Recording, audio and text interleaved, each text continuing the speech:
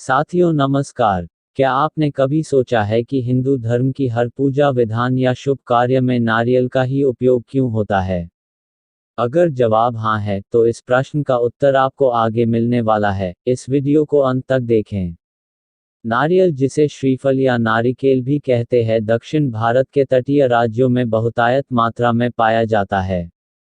यह फल भगवान विष्णु को अति प्रिय है और यह लक्ष्मी की भी प्राप्ति कराता है, इसलिए ही इसे श्रीफल कहा गया है।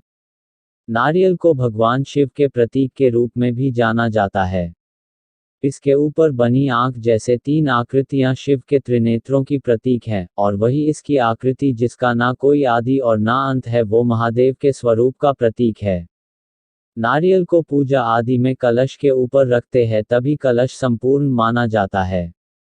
हम प्रत्येक शुभ कार्य की शुरुआत नारियल को फोड़कर करते हैं। ऐसा इसलिए क्योंकि एक समय में हिंदू धर्म में पूजा और यज्ञ अनुष्ठान में मनुष्य और जानवरों की बलि एक सामान्य बात थी, लेकिन बाद में इस परंपरा को तोड़कर मनुष्य के स्थान पर नारियल चढ़ाने की प्रथा शुरू हुई। पूजा में नारियल फोड़ने का अर्थ ये होता है कि व्यक्ति ने स्वयं को अपने इष्ट देव के चरणों में समर्पित कर दिया और प्रभु के समक्ष उसका कोई अस्तित्व नहीं है। इसके पीछे एक पौराणिक कथा भी है जो प्राचीन काल के एक राजा सत्यव्रत से जुड़ी है। सत्यव्रत एक प्रतापी राजा थे, जिनका ईश्वर में संपूर्ण विश्वास था। उनके पास सब कुछ था, लेकिन उनके मन की एक इच्छा थी जिसे वे किसी भी रूप में पूरा करना चाहते थे। वे चाहते थे कि वे किसी भी प्रकार से पृथ्वीलोक से स्वर्गलोक आ जा सकें। स्वर्गलोक की सुंदरता उन्हें अपनी ओर आकर्षित करती थी, किंतु वहां जीवित रहते हुए कैसे जाना है, यह सत्यव्रत नहीं जानते थे।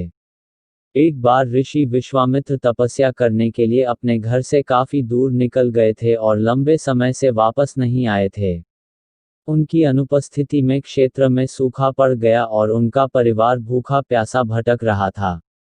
तब राजा सत्यव्रत ने उनके परिवार की सहायता की और उनकी देखरेख की जिम्मेदारी ली। जब ऋषि विश्वामित्र वापस लौटे तो उन्हें परिवार वालों ने राजा की अच्छाई बताई।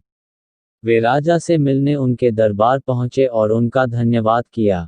आशीर्वाद के रूप में राजा ने ऋषि विश्वामित्र द्वारा उन्हें एक वर देने के लिए निवेदन किया।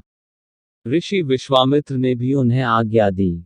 तब राजा बोले कि वो जीवित रूप में ही स्वर्गलोक जाना चाहते हैं। अपने परिवार की सहायता का उपकार मानते हुए ऋषि विश्वामित्र ने जल्द ही एक ऐसा मार्ग तैयार किया जो सीधा स्वर्गलोक को जाता था। राजा सत्यव्रत खुश हो गए और उस मार्ग पर चलते हुए जैसे ही स्वर्गलोक के पास पहुंचे ही थे कि स्वर्गलोक के देवता इंद्र ने उन्हें नीचे की ओर धकेल दिया। धरती पर गिरते ही राजा ऋषि विश्वामित्र के पास पहुंचे और सारी घटना का वर्णन करने लगे। देवताओं के इस प्रकार के व्यवहार से ऋषि विश्वामित्र भी क्रोधित हो गए, परंतु अंत में स्वर्गलोक के देवताओं से वार्तालाप करके आपसी सहमति से एक हल निकाला गया। इसके मुताबिक राजा सत्यव्रत के लिए अलग से एक स्वर्गलोक का निर्माण करने का आदेश दिया गया। ये नया स्वर्गलोक पृथ्वी एवं असली स्वर्गलोक के मध्य में स्थित होगा, ताकि ना ही राजा को कोई परेशानी हो और ना ही देवी देवताओं को किसी कठिनाई का सामना करना पड़े। राजा सत्यव्रत भी इस सुझाव से बेहद प्रसन्न हुए, किंतु ना जाने ऋषि विश्वामित्र को एक चिंता ने घेरा हुआ था।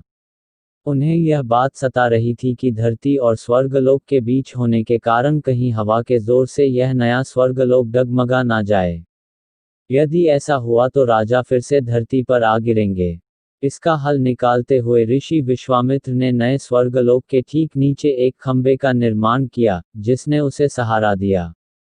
माना जाता है कि यही खंबा समय आने पर एक पेड़ के मोटे तने के रूप में बदल गया और राजा सत्यव्रत का सिर एक फल बन गया।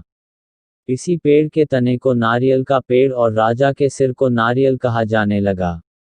इसके अलावा अगर इसके वैज्ञानिक महत्व की बात करें तो इसमें प्रचुर मात्रा में जिंक, पोटेशियम, मैग्नीशियम और संतृप्त वसा पाए जाते हैं, जो ब्लड सर्कुलेशन बढ़ाने, बैड कोलेस्ट्रॉल कम करने, ब्लड प्रेशर ठीक रखने और दिल को स्वस्थ रखने का काम करते हैं। नारियल ही एकमात्र ऐसा फल है जो किसी भी रूप में खाया जा सकता है और कभी भी खराब नहीं होता। आशा है आपको ये जानकारी जरूर अच्छी लगी होगी। ऐसे ही अन्य जानकारियों के लिए हमारे चैनल को सब्सक्राइब करें।